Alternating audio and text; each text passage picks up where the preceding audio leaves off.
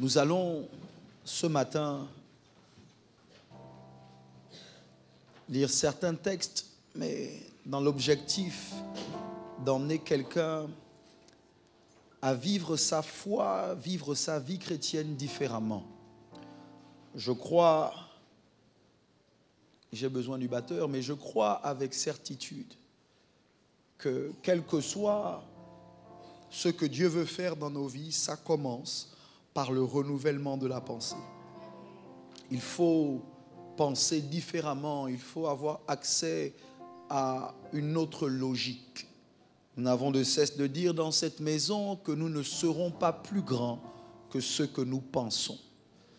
Juste parce que tu as le voisin que tu as aujourd'hui, regarde-le dans les yeux, dis-lui, tu ne seras pas plus grand que ce que tu penses. Dis-le à ton autre voisin, tu ne seras pas plus grand que ce que tu penses. Donc, il faut penser, mais il faut penser juste. Oui. S'il faut penser juste. S'il faut réfléchir, mais il faut réfléchir de manière juste. Celui qui réfléchit sur les choses trouve le bonheur. Il y a un bonheur caché dans la capacité à réfléchir. Ce n'est pas mon message ce matin, mais je veux quand même, en introduction, aider quelqu'un à comprendre qu'il y a une différence entre la réflexion et l'inquiétude. Réfléchir, c'est penser aux choses que tu peux changer. S'inquiéter, c'est penser à ce que tu ne peux pas changer. Est-ce que vous m'entendez? Qui de vous, par ses réflexions, peut rajouter une coudée à sa vie? Qui peut garder un cheveu sur sa tête parce qu'il a réfléchi? Personne. Je veux lire, il y a un texte avec vous, et je reviendrai sur mon texte de base tout à l'heure, mais Genèse 12, le verset 3, c'est Dieu qui parle à Abraham. Genèse 12, 3. Je vais lire, vous pouvez suivre dans vos Bibles ou simplement noter la référence pour lire à la maison, mais Dieu dit ceci. Je bénirai ceux qui te béniront, et je maudirai ceux qui te maudiront. Et toutes les familles de la terre seront bénies en toi. Dieu parle à Abraham et lui fait une promesse qui est surprenante.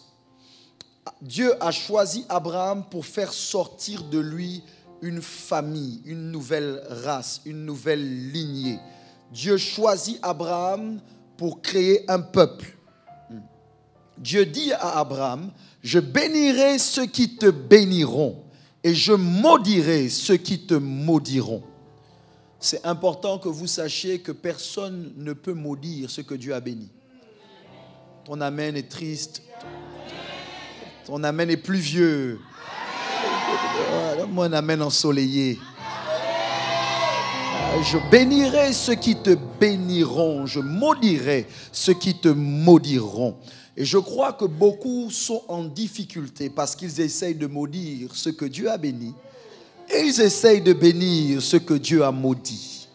Mais c'est la suite du verset qui m'intéresse beaucoup pour ce matin. Dieu dit, toutes les familles de la terre seront bénies en toi.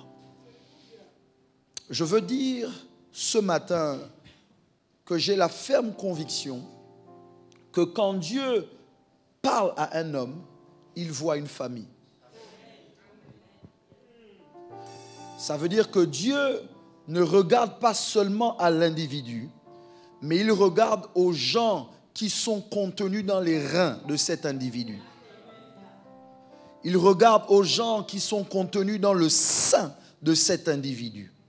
Voilà pourquoi il nous est dit que Lévi a payé la dîme en Abraham. Alors qu'Abraham paie la dîme à Melchisédek, son descendant a payé la dîme pendant que son aïeux payait la dîme.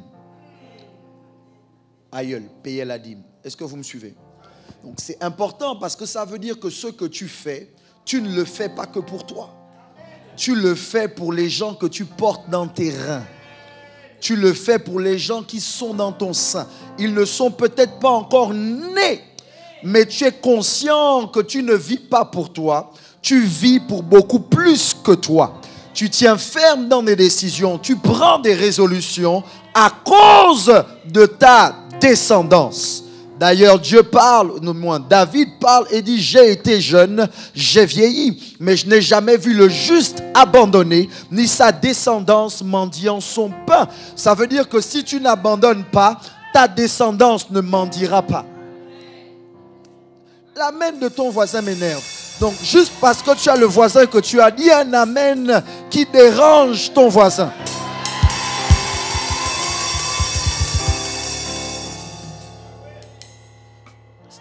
Répète après moi, dis: si je n'abandonne pas, ma descendance ne mendiera pas. Maintenant, dis: comme je n'abandonnerai pas, ma descendance ne mendiera pas.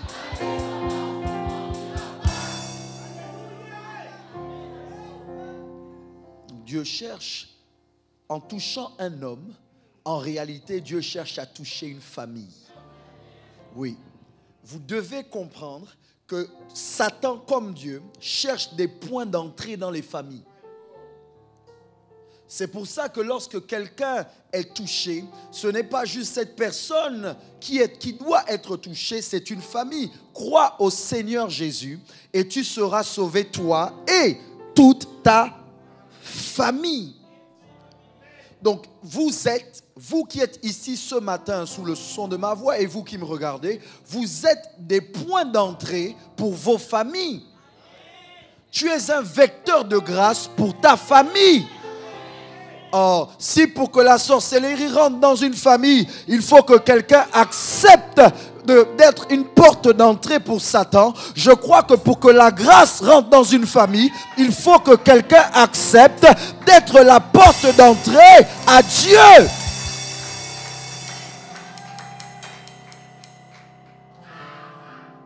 Touche-toi, dis: je suis un vecteur de grâce pour ma famille. Touche-toi bien, dis: je suis un vecteur de grâce pour ma famille. Ça veut dire que quand Dieu rajoute quelqu'un à une famille, c'est parce qu'il veut rajouter quelque chose à cette famille. Quand Dieu introduit quelqu'un dans une famille, c'est parce que cette personne doit être une solution au problème de la famille. Peut-être c'est pour mes internautes, mais je dis à quelqu'un ce matin sous le son de ma voix: tu n'es pas né par hasard dans cette famille. Tu es dans cette famille pour apporter une solution. Tu es dans cette famille pour être un remède. Tu es dans cette famille pour apporter la lumière. Tu es dans cette famille pour être un vecteur de changement.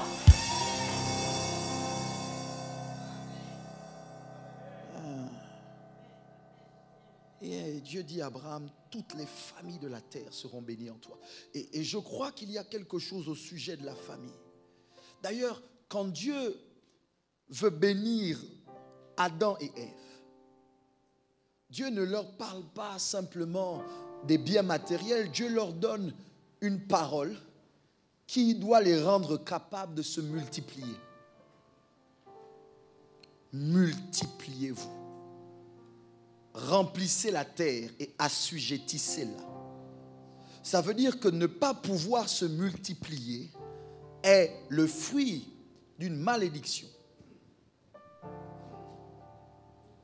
Voilà pourquoi dans vos Bibles, c'est écrit que la stérilité n'est pas dans le plan de Dieu. Bref, toutes les familles de la terre seront bénies en toi. Donc je crois qu'il y a des bénédictions familiales. Ouais, je crois qu'il y a des bénédictions familiales. Je crois qu'il y a certaines choses que Dieu cache dans des familles. Le seul moyen d'y avoir accès, c'est de se connecter à la famille. C'est bizarre ce que Dieu dit, parce qu'il dit: toutes les familles de la terre seront bénies en toi. En indiquant cela, Dieu révèle qu'Abraham sera une source de bénédiction pour les familles. Ça veut dire qu'il y a quelque chose en Abraham que Dieu veut donner aux familles de la terre. Mais il ne parle pas juste des Juifs, il dit: toutes les familles de la terre terre seront bénies en toi. Et ça m'a dérangé parce que je comprends très bien que si on est dans une famille, de manière générale, on l'est par le sang. Si on est membre d'une famille, on l'est par le sang. Et je connais le pouvoir du sang. D'ailleurs, je veux que vous réalisiez que vous avez le nez que vous avez à cause du sang. Vous avez les yeux que vous avez à cause du sang. Tu as la couleur de la peau que tu as à cause du sang. Parce qu'il y a quelque chose qui était contenu dans le sang de tes parents qui aujourd'hui se retrouve dans ton sang. D'ailleurs, Dieu parle aux enfants d'Israël et il leur dit: l'âme est dans le sang, la vie est dans le sang. Il y a dans ton sang le code génétique qui justifie que tu parles comme tu parles, du moins que tu penses comme tu penses, que tu as la couleur de la peau que tu as, que tu sois d'un mètre 50 ou d'un mètre 80, c'est dans ton sang. Avez-vous remarqué que dans certaines familles, les gens mangent mais ne grossissent pas? Non, vous faites comme si j'étais le seul. Ils mangent, c'est-à-dire vous mangez ensemble. Quand toi tu manges un peu, tu prends des formes, tu grossis, le ventre sort. Et puis des autres, ils mangent et tu te dis: mais ça va où tout ce que tu manges là? C'est à cause du sang.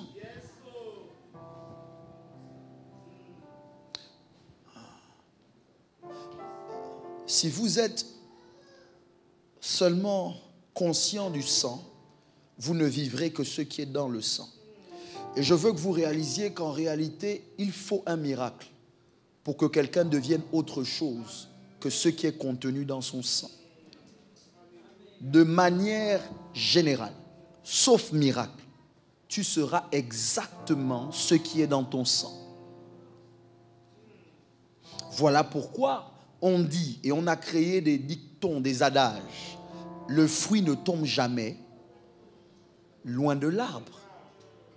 Parce que tu finis toujours par ressembler à quelqu'un de ta famille. Si ce n'est pas à ton père, c'est à ton grand-père, à un oncle, à une tante, à ta mère. Je sais que ça vous énerve, mais c'est la vérité. Voilà pourquoi, normalement, quand tu es sérieux dans le fait de bâtir une relation durable avec quelqu'un d'une autre famille,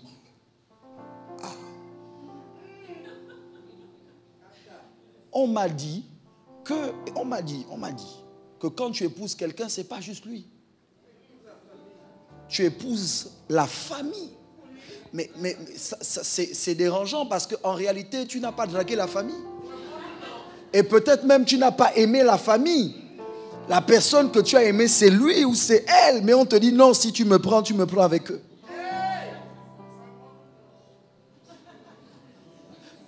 J'ai envie de garder mon message pour le troisième culte. Vous n'êtes pas prêts à...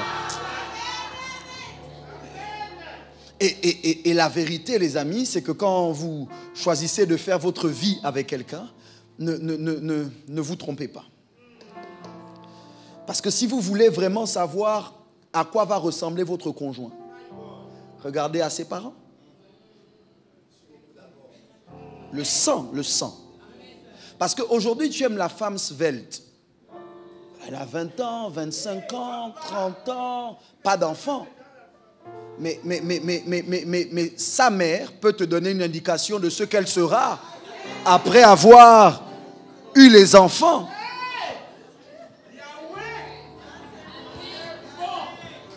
Aujourd'hui, elle est sans enfant et tu te dis qu'elle sera toujours comme ça, mais regarde à sa mère dans une certaine mesure. Aujourd'hui, tu l'aimes parce que tablette de chocolat, pectoraux, élancé, beau gosse, élégant. Mais si tu veux savoir un peu à quoi ressemble son futur, regarde à son père.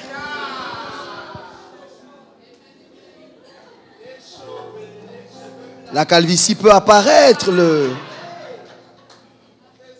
ventre peut sortir. Parce qu'il n'aura pas toujours 30 ans, il n'aura pas toujours 25 ans, il n'aura pas toujours le sang. Moi, je crois fermement qu'il y a des instructions qui sont contenues dans le sang, qui font que quelqu'un soit limité dans la vie. C'est pour ça que dans certaines de nos familles, on réalise par exemple qu'il y a des plafonds qu'on n'arrive pas à dépasser. Tout le monde dans la famille est limité comme ça. Les gens ne se marient pas, les gens ont des difficultés à enfanter, les gens ne restent pas dans les relations. Difficulté à prospérer. Vous savez, c'est très rare de voir quelqu'un qui sort du lot de sa famille. Il y a toujours quelque chose qui les rassemble. C'est le sang. Et donc là, je veux m'adresser à vous qui malheureusement ne vivez votre vie que sur la base du sang. Je veux vous dire que vous êtes en danger parce que ça veut dire que vous ne vivrez pas autre chose que ce que quelqu'un dans votre famille a vécu.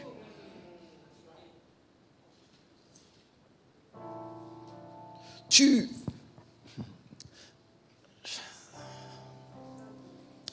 dis des choses parce que tu veux vivre ces choses, mais en réalité, dans ton fort intérieur, tu as des convictions, tu as des doutes.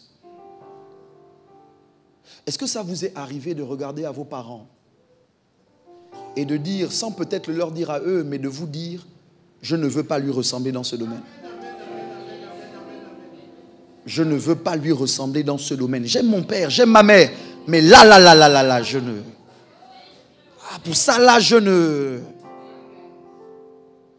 Sauf que quand tu le dis, tu es sérieux, tu es convaincu. Parfois même, tu prends des résolutions. Mais quelque temps plus tard, le sang te rattrape. On est entre nous, même si c'est en direct, mais nous, on est là, on est entre nous. Donc, laissons-les d'abord. Mais est-ce que ça vous est arrivé de vous rendre compte, peut-être pendant une dispute, tu es en train de te disputer avec ton conjoint. Et pendant que vous vous disputez, la colère saisit ton cœur. Et puis là, tout d'un coup, tu l'insultes.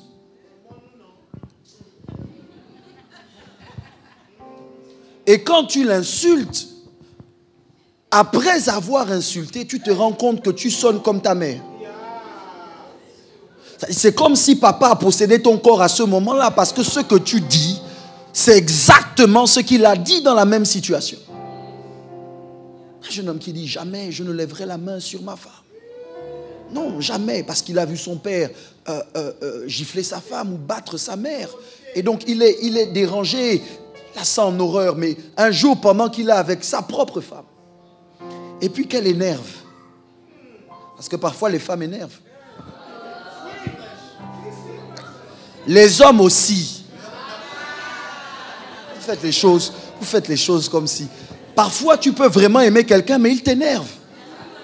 Juste parce que je veux être sûr qu'on est vrai. Est-ce qu'il y a des gens que vous aimez mais qui vous énervent? C'est-à-dire, vous les aimez vraiment, mais oh, qu'ils t'énervent. C'est-à-dire, c'est parce que tu l'aimes autant qu'il t'énerve autant. C'est parce que tu l'aimes autant qu'elle t'énerve autant. Elle a le chic d'appuyer le bouton. Il a le chic de te dire les choses qui t'énervent. Puis là, pendant qu'il t'énerve ou pendant qu'elle t'énerve, tout d'un coup, ta main se lève. Et puis tu trembles, mais c'est le sang. Là, tu es obligé de monter dans la voiture, de partir. Ne me parle pas, tu prends ta voiture, tu fuis. Parce que là, tu te rends compte que je risque de ressembler à mon père, je risque de ressembler à ma mère. Elle disait que non, jamais je ne serai comme elle.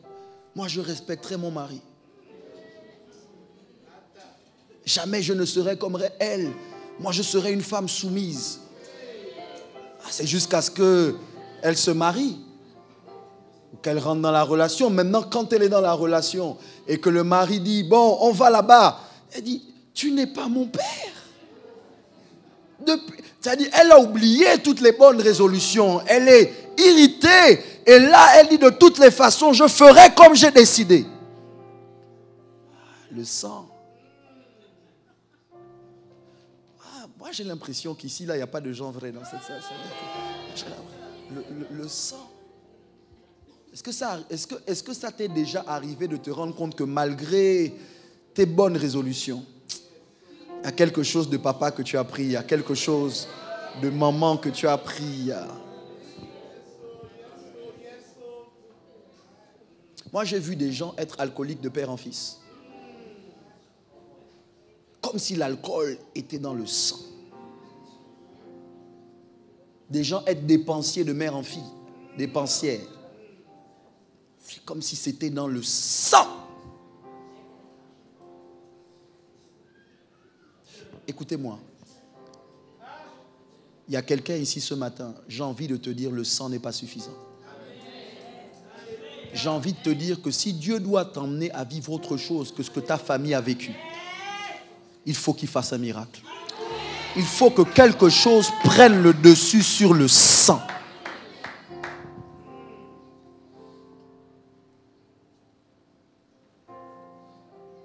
Quand Dieu dit à Abraham, je bénirai, en fait, toutes les familles de la terre seront bénies en toi, ça n'a pas de sens. Parce que si c'est juste le sang, nous, on ne peut pas être bénis en Abraham. On n'a pas son sang.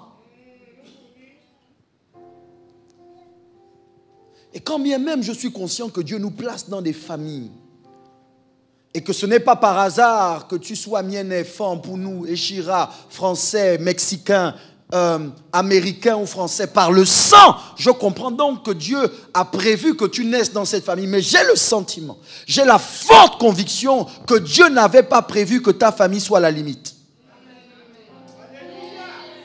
J'ai le sentiment que Dieu a prévu que ta famille soit le commencement. Que ta famille soit la base. Que si tu veux savoir où tu dois commencer, regarde à ta famille. Mais ta famille ne doit pas être là où tu termines. Oh, ta famille ne doit pas être ton plafond. Ta famille ne doit pas être ta limite. Sinon, ça veut dire que si tu es né dans une famille pauvre, tu ne peux pas être riche. Si tu es né dans une famille, le diabète fait rage, toi aussi tu l'auras. Mais je crois que Dieu a prévu une porte de sortie. Que Dieu a prévu une porte pour nous permettre de vivre autre chose que ce qui est contenu dans notre sang. La difficulté, c'est que beaucoup de chrétiens ne vivent que comme des hommes charnels. Vous ne vivez que votre sang. Ouvrons nos Bibles dans Éphésiens, je crois que c'est le chapitre 1, c'est le verset 5.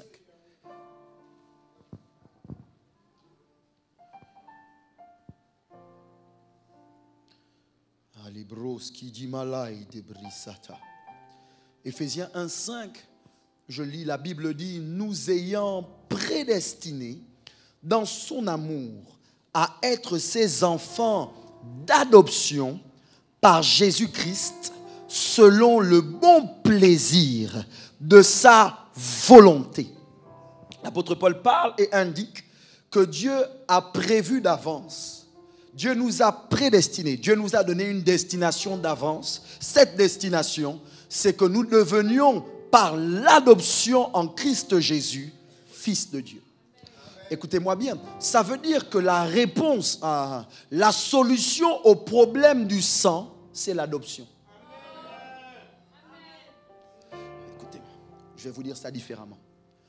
Pour te sortir des limites du sang de ton père et de ta mère, il faut que tu deviennes affilié au sang de Jésus. Sauf que tu n'auras jamais une transfusion sanguine physique. Tu n'auras jamais le sang de Jésus dans tes veines. Sauf que pour que tu deviennes affilié à Jésus, Dieu est obligé de t'adopter. Donc là, ça a été une révélation pour moi il y a quelques années, parce que je connaissais le pouvoir du sang, je prêche sur le pouvoir du sang, je crois que le sang est important. D'ailleurs, je crois que le sang de Jésus est plus puissant que le sang de nos pères. Mais de manière humaine, qu'est-ce que ça veut dire? Ça veut dire qu'en réalité, l'adoption est plus forte que le sang. Regarde ton voisin dans les yeux, dis-lui, l'adoption est plus forte que le sang. J'aime pas comment ton voisin te parle. Cherche un autre voisin. Dis-lui, l'adoption est plus forte que le sang. Et là, pour les hommes et les femmes qui ne sont pas spirituels, laissez-moi spécifier. L'adoption spirituelle est plus forte que le sang humain. Écoutez, Jésus n'est pas le fils de Joseph. Jésus est le fils de Dieu que le Saint-Esprit introduit dans le ventre de Marie. Sauf que pour devenir le fils de David, il doit devenir le fils de Joseph. Le seul moyen pour Jésus d'hériter de David, parce qu'il doit s'asseoir sur le trône de David, pour que Jésus s'asseye sur le trône de David dans la légalité, il doit devenir le descendant de David et il ne peut pas l'être par le sang, il ne peut le devenir que par adoption. Ça veut dire quoi? Ça veut dire que le Fils de Dieu a été adopté par le Fils de l'homme pour que les fils des hommes soient adoptés par le... Oh my God. My God, vous m'énervez ce matin. Je vais descendre. Je dis à quelqu'un ce matin que l'adoption est la porte que Dieu a ouverte pour nous emmener à ne pas être limités par les échecs de nos familles, pour nous emmener à ne pas être limités par les problèmes de nos familles. Je m'en fous si le diabète est dans ton sang, mais si tu es adopté, l'adoption prend le dessus sur le sang.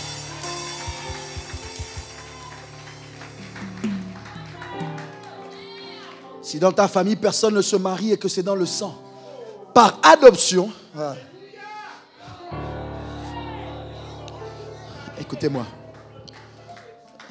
d'un point de vue juridique, ici sur la terre des hommes, l'adoption n'est pas un mot inconnu.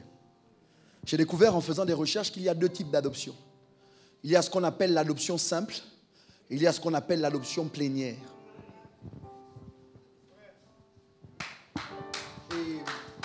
L'adoption simple est une adoption où celui qui est adopté garde en même temps la famille d'origine et devient en même temps membre d'une autre famille. Il a le droit, il a la possibilité de garder les deux noms sur son acte de naissance. C'est une adoption simple. Dans l'adoption simple, celui qui est adopté peut à un moment ne plus être membre de la famille d'adoption s'il commet une faute grave. S'il y a quelque chose que les parents qui l'adoptent voient qu'il commet, ils peuvent dire on révoque, on annule l'adoption. L'adopté simple hérite des deux familles. Il hérite de la famille d'origine et il hérite de la famille qui l'adopte. Est-ce que vous me suivez ce matin? Okay. L'adopté simple n'hérite que des parents qui l'adoptent. Il ne peut pas hériter des grands-parents. Au cas où les parents meurent, l'adopté n'a pas le droit à l'héritage de quelqu'un qui précède les adoptants. Ça, c'est l'adopté simple. Mais l'adoption plénière, celui qui est adopté de manière plénière, quand on l'adopte, il n'est plus membre de la famille d'origine. Il est membre de la famille d'adoption, de telle sorte que même ses actes de naissance passés disparaissent et le seul acte de naissance qui lui reste, c'est avec le nom de la famille qui l'adopte. Si l'adoption plénière fait que celui qui est adopté, même s'il veut repartir pour avoir accès aux souches d'origine avant l'adoption, on ne les lui donne pas, ça n'existe plus. Quelqu'un m'entend ce matin? Dans l'adoption plénière, tu as droit à l'héritage. Déjà dans l'adoption des deux côtés, l'adopté est aussi héritier qu'un fils de sang. L'adoption met l'enfant adopté au même rang que l'enfant qui est né dans la famille dans laquelle l'adopté rentre. Ça veut dire quoi? Il n'y a pas de différence en termes d'héritage entre un adopté et un enfant de sang, quelle que soit l'adoption. Mais dans l'adoption plénière, on ne peut pas la révoquer. Quelles que soient les fautes commises, celui qui est adopté à vie. Mon problème, c'est que beaucoup d'entre vous, votre christianisme ressemble à une adoption simple. Attendez, Parce que ma Bible dit qu'en ce qui me concerne, les choses anciennes sont passées.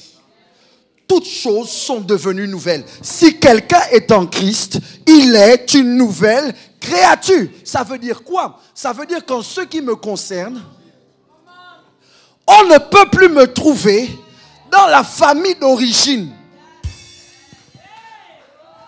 Tous les sorciers qui peuvent se lever contre moi, s'ils avaient accès à ma famille de sang, ils n'ont plus accès à ma vie parce que je ne suis plus dans la famille d'origine, je suis dans la famille d'adoption.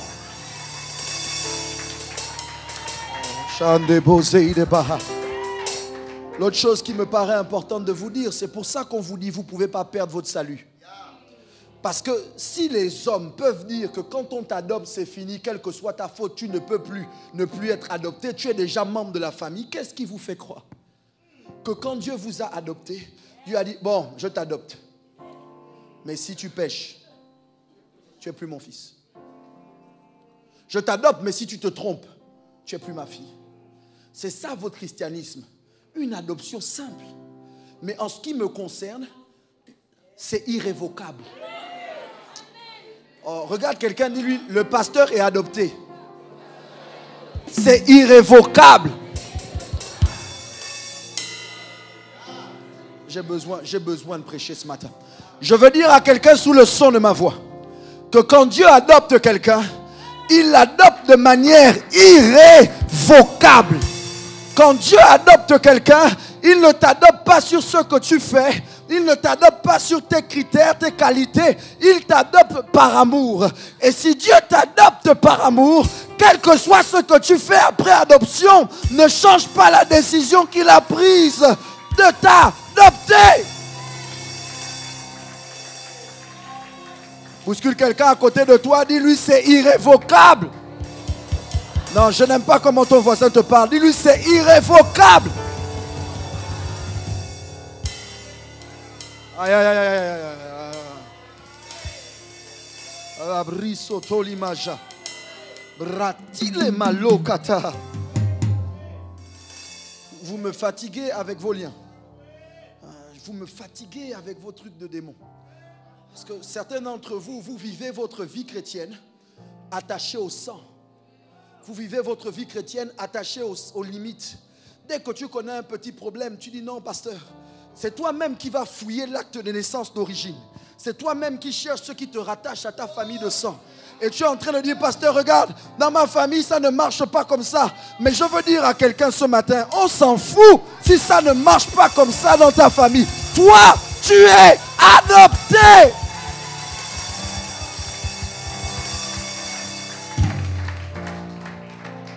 On ne se marie pas chez toi. C'est pas grave. Toi, tu es adopté. Personne ne prospère chez toi. C'est pas grave. Toi, tu es. Personne n'enfante parmi tes sœurs de sang. Aucune femme n'enfante, mais c'est pas grave. Toi, tu es.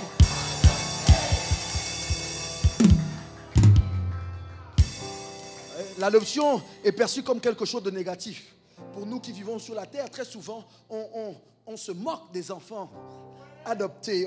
On les voit comme dévalorisés. Et si vous avez grandi dans une famille qui est recomposée, une famille où chaque conjoint est venu avec un enfant, l'enfant rappelle à l'autre, c'est pas ta mère. C'est pas ton père. Et dans l'adoption, très souvent, les enfants les plus méchants sont les enfants de sang. Mais nous avons un grand frère. Celui-ci est mon fils bien-aimé en qui j'ai mis toute mon affection. Le seul qui n'est pas adopté dans la famille chrétienne, c'est Jésus. Mais nous avons un grand frère qui, lorsque nous, on se dit, mince, je ne mérite pas l'amour du Père, le grand frère te dit, oh, toi et moi, on est pareil. Toi et moi, on a le même héritage. Toi et moi, on a la même grâce. Toi et moi, on a la même vie. Toi et moi, on a les mêmes choses. Certains d'entre vous, vous dites à Jésus, oui, mais Dieu te fait ça. Dieu a agi comme ça pour toi parce que toi, tu es son enfant légitime. Mais moi, je ne suis pas son enfant légitime. Je ne suis pas né de Dieu. C'est là où Jésus te regarde.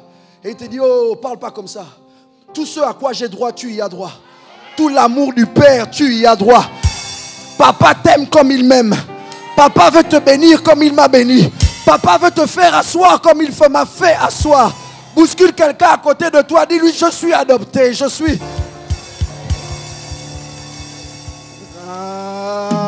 Cherche quelqu'un à côté de toi qui est d'accord de te parler.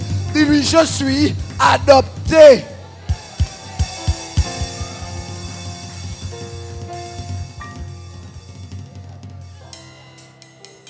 Vous savez, dans certaines familles, dans certains milieux, dans certaines choses, parfois, on te regarde, on te dit, ah, mais toi, tout le monde est bien dans ta famille, hein, sauf toi. Toi, on dirait qu'on t'a adopté. On dirait, non, on dirait qu'on t'a adopté parce que parfois même, on regarde, on se dit, ah, oh, toi-même, tu sais que c'est vraiment ton frère. Même père, même mère. Ta soeur, même père, même mère. Mais comment elle se comporte? Tu dis, ah, on dirait qu'on t'a adopté. Mais nous, on va renverser ça. Parce que la vérité, c'est que maintenant, quand on va regarder toute ta famille, et puis qu'on va voir que tout soit un plafond, et puis toi, on te voit percer le plafond. Et quand les gens vont commencer à demander, mais comment ça se fait que toi, tu es le seul millionnaire de ta famille? Tu vas le regarder, tu dis, c'est pas de ma faute, moi je suis.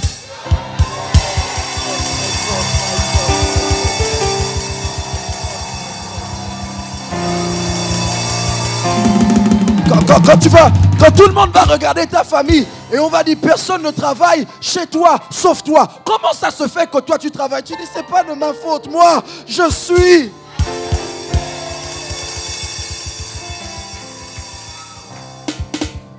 Personne n'enfante chez toi sauf toi. Tout le monde peut être bloqué, pas toi, parce que eux, ils ne sont pas adoptés comme toi. Toi, tu as une adoption pleine, une adoption plénière.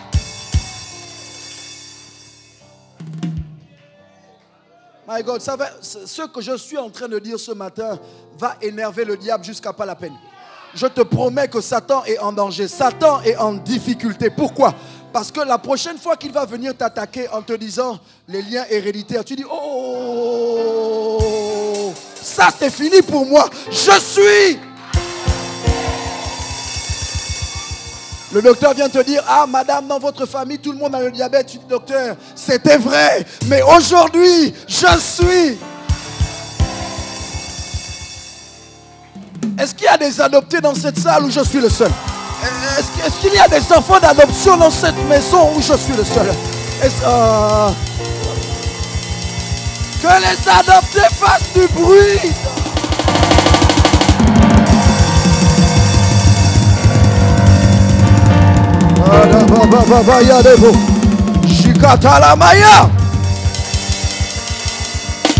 Tape dans la main de 2, 3, 4, 5 personnes. Dis-leur, je suis adopté, je suis adopté, je suis adopté, je suis. Alléluia. Adopté, adopté, adopté. Adopté. Adopté, adopté, adopté.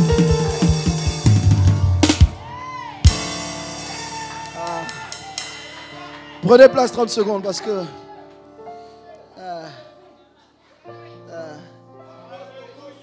je refuse de vivre ma vie de délivrance en délivrance. Je refuse de vivre ma vie de coupage de lien en coupage de lien. Si quelqu'un est en Christ, il est une nouvelle créature. Les choses anciennes sont passées, toutes choses sont devenues nouvelles.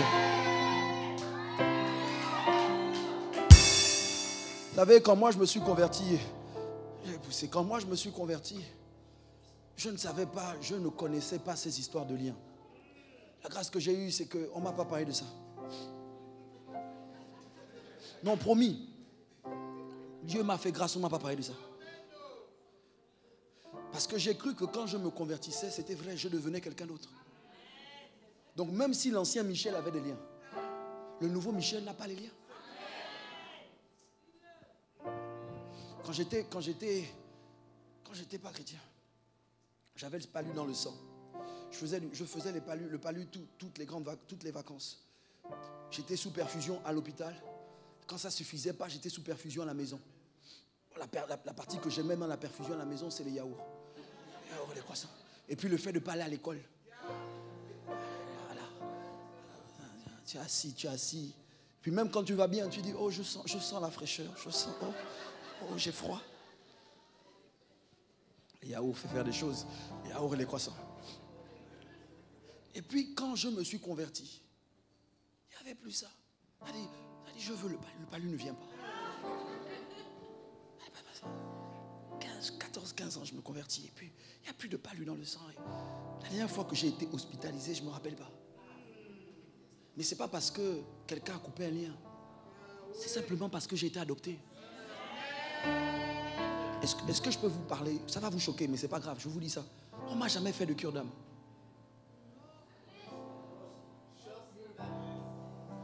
Pas qu'on ne doit pas faire de cure d'âme aux gens, pas qu'on ne doit pas faire des travaux spirituels, mais que le travail spirituel ne peut pas prendre la place de l'adoption. Qu'est-ce qu'on peut faire par notre prière que Jésus n'a pas fait par son sacrifice? Et donc notre prière n'est pas là pour nous faire prendre la place de ce que Christ a fait. Notre prière est là pour nous connecter à ce que Christ a fait. Par la prière, tu te connectes à la grâce de l'adoption. Est-ce que tu crois que Jésus est vraiment mort, qu'il est vraiment ressuscité, et que tu crois que tout ce qu'il a fait, il a fait pour toi? Jésus est mort pour que toi tu n'aies plus à mourir. Jésus a souffert pour que tu n'aies plus à souffrir.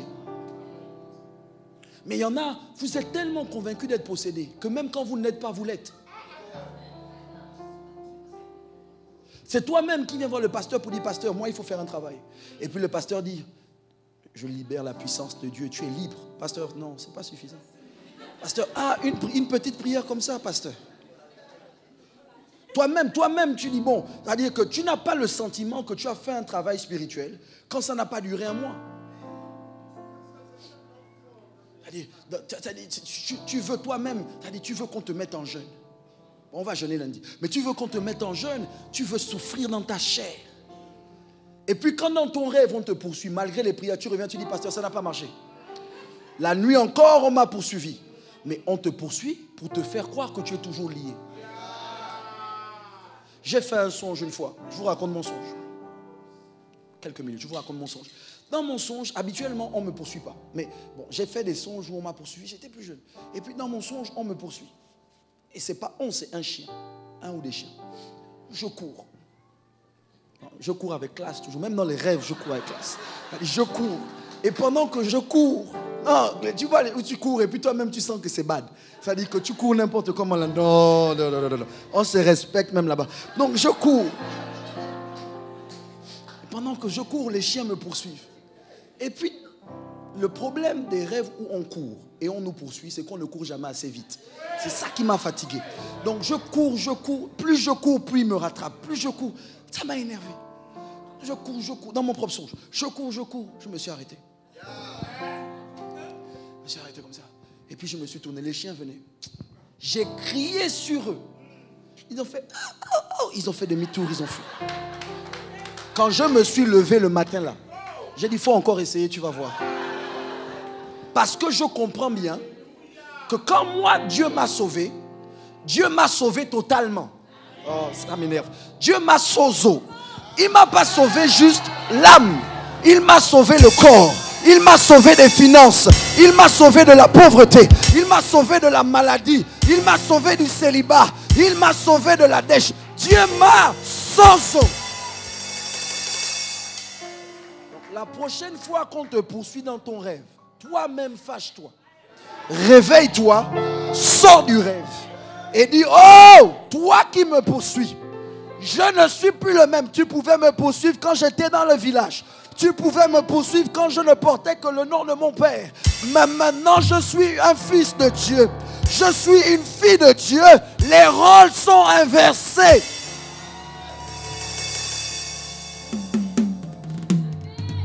Et puis tu te rendors pour lui dire, essaye encore. Voilà. Touche quelqu'un à côté de toi, dis-lui, tu es adopté, tu es adopté.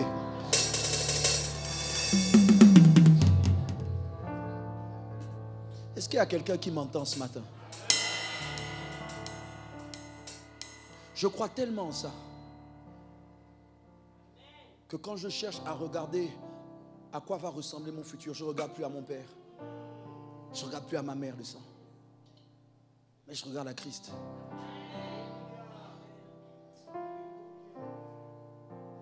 quelques années de cela, quand je marchais dans les rues de Port-Gentil et qu'on me voyait, on me disait, est-ce que c'est pas le fils d'Auguste? Tu n'es pas le fils d'Auguste, toi? Et puis là, Auguste était mon père. Et puis je dis oui. Et oh, tu lui ressembles. Hein? Puis un jour, ça m'a énervé. Non, pour de vrai, ça m'a fatigué. Parce que, en ce qui concerne la foi, je voulais que mon père me ressemble parce que j'étais plus engagé dans les choses de Dieu que lui à l'époque. Et donc, ce jour-là, j'ai pris la décision que la prochaine fois qu'on me disait, ah, c'est pas toi le fils d'Auguste, j'allais dire oui. Et puis quand on m'a dit la phrase fatidique, ah, tu lui ressembles, j'ai dit non. J'ai dit, c'est lui qui me ressemble. Pour de vrai. Moi, j'ai lu un texte où Jésus parle et il dit, avant qu'Abraham ne soit. Je fus ou je suis. Mais il dit qu'avant qu'Abraham ne soit, lui, il est.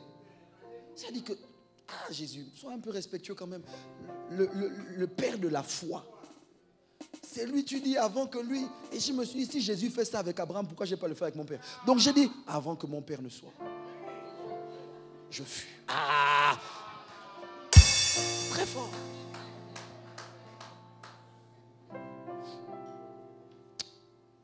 Alors que je suis en train d'atterrir ce matin, je vais vous faire comprendre parce que je reviens maintenant sur mon texte de base. Jésus est en réunion, il est en train d'enseigner les gens qui sont là. Sa maman arrive avec ses frères, mais ils sont dehors parce qu'il n'y a pas assez de place dans la pièce où Jésus est. Et donc la maman envoie quelqu'un pour dire à Jésus, et Jésus, il y a ta mère et tes frères et tes sœurs qui sont dehors, ils te demandent. Puis Jésus fait quelque chose que toi tu vas appeler impolitesse. Jésus dit à la personne que sa mère a envoyée, qui est ma mère, qui sont mes frères et sœurs. Pointant du doigt ses disciples, il dit, voici ma mère, voici mes frères, voici. Si nous on était là, dans le cœur, le pasteur là est impoli, hein? Il dit, regarde, voilà, on vous dit vos histoires d'église, ça bouffe le cerveau des gens. Et il ne respecte même plus sa mère, sa maman qu'il a portée pendant 9 mois. Non, c'est pas ça. Parce que vous verrez que Jésus, et j'en parlerai durant la série, vous verrez que Jésus a eu du respect pour sa mère. Mais c'est pas ça. Jésus, en disant ça, vient de faire quelque chose de grave. Jésus vient de mettre la famille spirituelle au-dessus de la famille du sang. Jésus vient de prendre la famille spirituelle et de la mettre au-dessus de la famille de sang. Et c'est là où beaucoup d'entre vous vous arrêtez. Quand tu regardes aux gens dans la salle, ici, il n'y a que des adoptés. Donc personne ne peut se prévaloir d'être meilleur que l'autre. Quand tu fais trop la bouche, on te rappelle, on t'a adopté aussi. Mais pourquoi beaucoup d'entre vous, vous êtes bloqués dans la vie? Parce que vous vivez avec la conscience du sang, mais pas de l'esprit. Parce que l'adoption, c'est la porte par laquelle l'esprit, et Romains 8, 15, vous allez lire plus tard, mais explique qu'en réalité, c'est parce qu'on reçoit l'esprit de Dieu qu'on a reçu l'esprit d'adoption. Et c'est le Saint-Esprit qui nous permet de crier Abba Père. Ça veut dire que sans l'esprit, on n'a pas le droit d'appeler Dieu notre Père. Écoutez-moi bien, ça veut dire que tout le monde n'est pas enfant de Dieu. Tout le monde est créature de Dieu, mais on ne peut devenir enfant de Dieu que par l'adoption. Et l'adoption par l'esprit au travers de Jésus. Ça veut dire que si tu ne donnes pas ta vie à Jésus, même si tu viens à l'église, tu n'es pas fils de Dieu. Or, ceux qui sont conduits par l'esprit sont fils de Dieu. Donc, il faut être adopté par Christ pour être fils de Dieu. Et maintenant, écoutez-moi. Beaucoup d'entre vous, vous mettez votre famille de sang au-dessus de votre famille spirituelle. Pour vous, l'église, c'est un club. Une association. Vous venez à l'église, et quand vous venez à l'église, vous avez des clivages qui n'ont ni queue ni tête. Vous mettez l'ethnie au-dessus de la spiritualité. À nous, non, c'est une église de femmes. À nous, non, c'est une église de miennet. Ça, c'est la sorcellerie. Mais bon, tu mets l'ethnie au-dessus de l'esprit. Le sang au-dessus de l'esprit. Tu mets même les clivages d'ordre socio-économique au-dessus de l'esprit. La couleur de la peau, le teint, l'entreprise dans laquelle tu travailles. C'est-à-dire, vous avez des gens qui sont dans l'église, mais qui font de l'église quelque chose de charnel, de sanguin, alors que l'église est une entité spirituelle. Et donc, je veux aider quelqu'un ce matin en vous expliquant que l'église n'est pas un club. L'église n'est pas une association. L'église, c'est une famille. Merci, il n'y a que toi. L'église, c'est une famille. Qu'est-ce qui nous unit les uns aux autres? Ce n'est pas notre sang. C'est Christ. Donc, en réalité, pourquoi je peux dire c'est mon frère, c'est ma soeur? Ce n'est pas parce qu'on a le même père biologique, mais c'est parce qu'on a le même Père dans les cieux.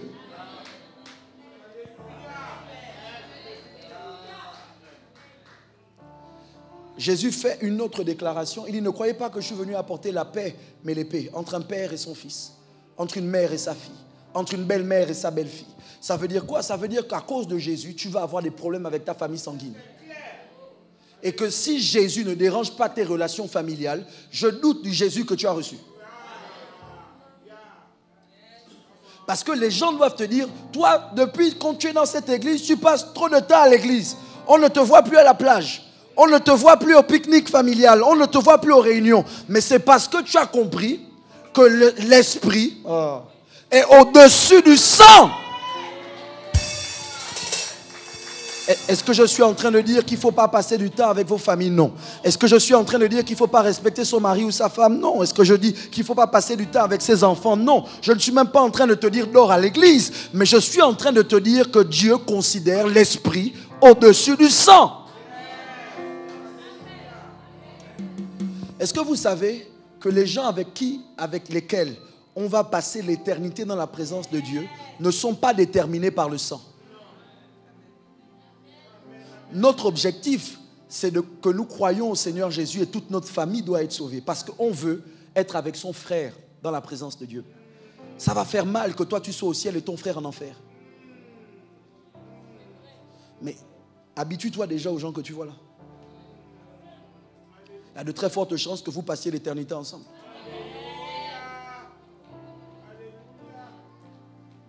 Je savais que vous n'alliez pas aimer la partie là, c'est pas grave.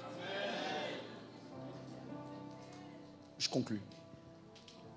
Quand tu es dans ta famille et qu'on t'énerve, tu fais quoi? Tu supportes? Non. Voilà comment vous vous comportez. Quand tu es dans ta famille, on t'énerve. Je ne suis plus de cette famille. Tu peux quitter un club. Tu peux quitter une association. Tu ne peux pas quitter ta famille. Donc à l'église, quand quelqu'un t'énerve, il t'énerve, mais c'est ton frère. Il t'énerve, mais elle t'énerve, mais c'est ta soeur. Regarde quelqu'un dans le blanc de l'œil. Dis-lui, on dirait qu'on est frères et sœurs.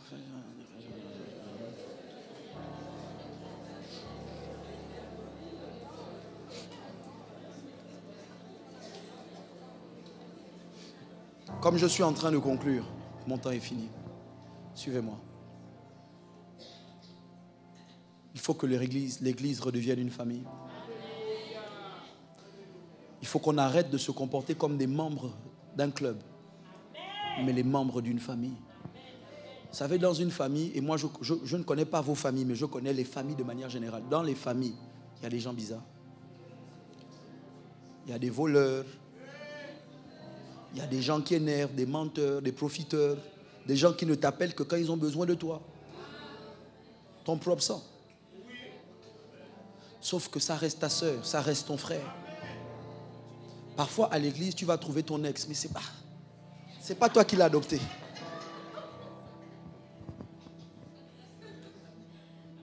C'est papa,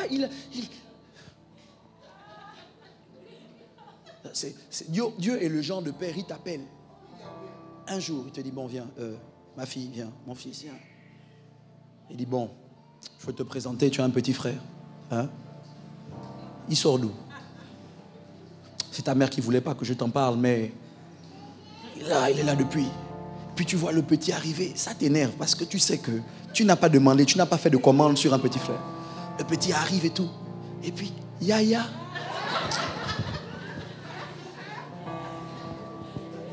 Et puis là, tu fais comment? C'est pas la faute de l'enfant. C'est papa qui... qui adopte tout le monde. Donc parfois ça peut arriver que tu arrives à l'église et que tu vois quelqu'un qui t'énerve. Mais s'il est là, c'est bien la preuve que tu as un père qui aime même les gens que tu n'aimes pas.